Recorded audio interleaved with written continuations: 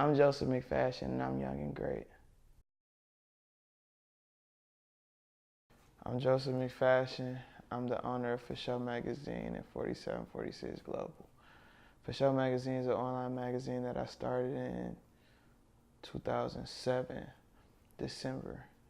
And it was an idea that I came up with based off the idea of Spit Your Game releasing these magazine covers.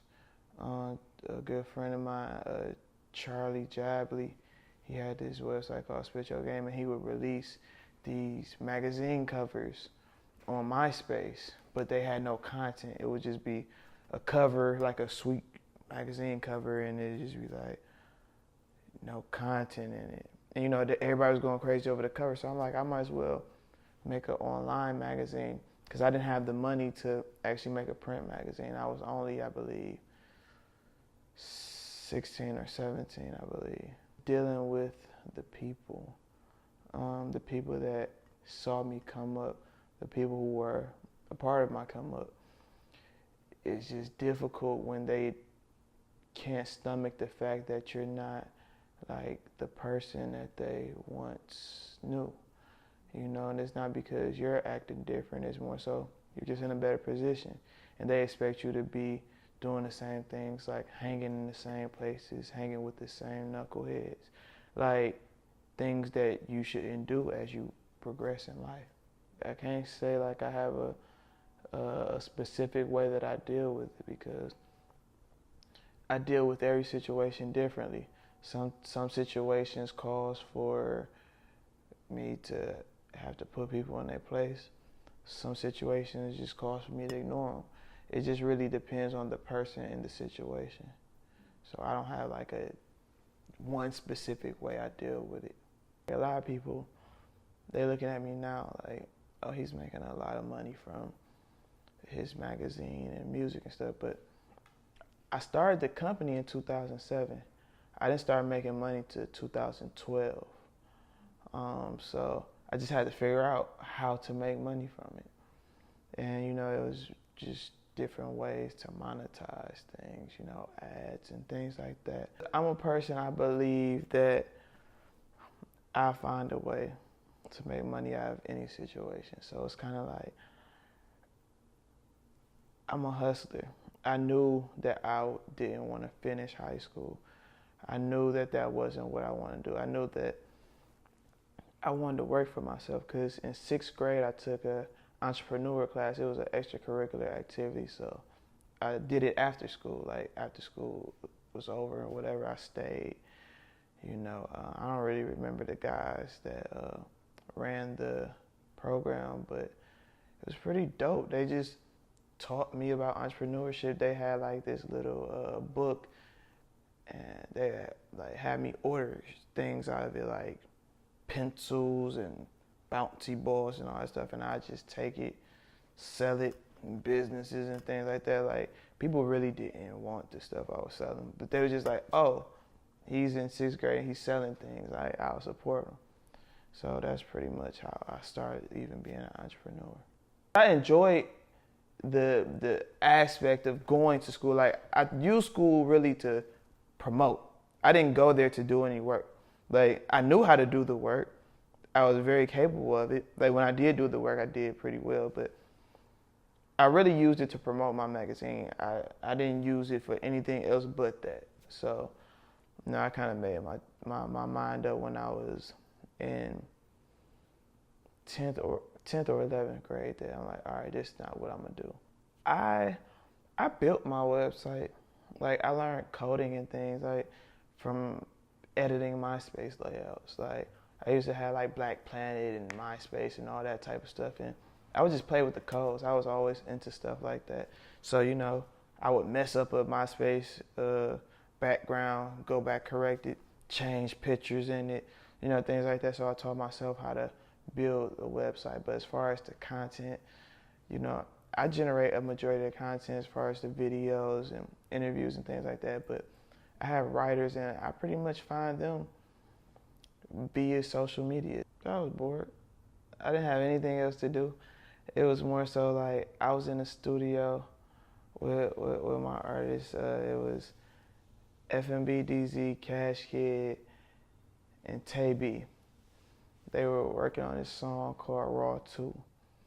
And DZ had a show later that day, and he was losing his voice.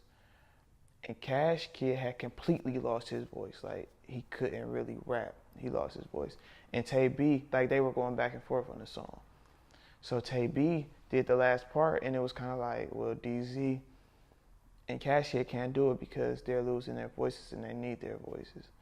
So they was like, so DZ was like, Joe, why don't you get on the end of the song? I'm like, all right, I'll get on there and talk a little bit. So I got on there talking. He's like, no, rap. Then everybody's like, yeah, rap on there. I'm like, man, I don't want to rap. I ain't no rapper. They like, bro, you got to do it. So I went in there, I did, was it 4 bars? Then when I released that, the city was just going crazy. Really, I ain't lie, I kind of lack confidence, but it's my team. Like, I got a real strong support system behind me. Like, all my artists, like, I don't even like calling my artists because we all friends, you feel me? And we motivate each other. You know, whenever I'm not feeling something, they'll tell me like, hey, either it's not gonna work, like, or they tell me like, no, go ahead and do it. They're like my motivators for the most part.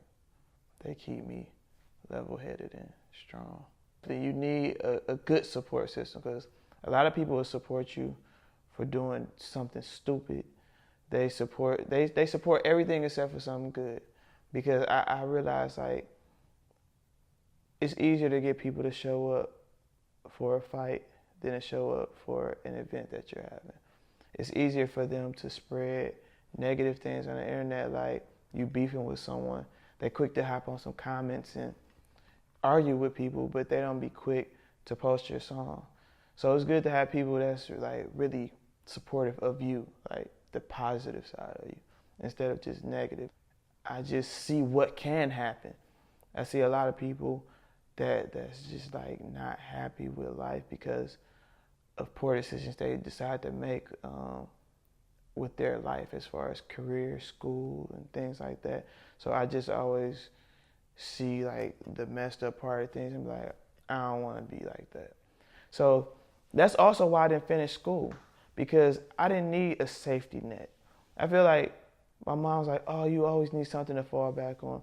But I feel like that's cheating. It's like, nah, get up off your ass. Like, it's all or nothing.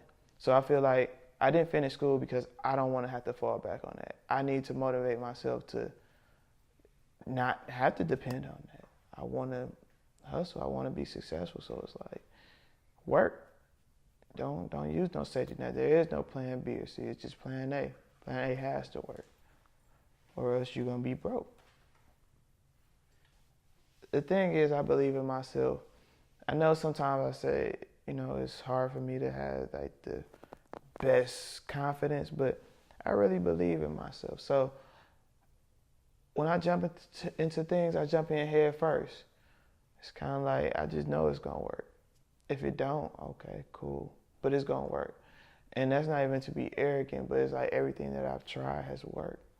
So it's like I don't have a reason to believe like any idea I have wouldn't work. Contracts. A lot of people think contracts are like shady. It's like, no, you and I can have a discussion of what we expect from each other, and then later on you go like, I ain't say that. All the contract is what we discussed on paper. You sign like this is what we said. That's all it is. It's nothing deeper than that. But people make it seem like contracts are like evil. Like, oh, you gave me a contract. You're trying to take advantage of me or something. It's like, no, we just put it on paper so that we can know, we can just agree to what we just verbally spoke about. I feel like in this industry, a lot of people like to ask for help without actually trying it on their own. It's kind of like, as a kid, you like, where are my shoes? It's like, your mom like, did you look? No, I didn't. And then you go like, oh, they're right here. It's kind of like you didn't even try.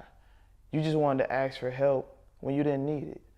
And I feel like a lot of people like to blame others for them not succeeding.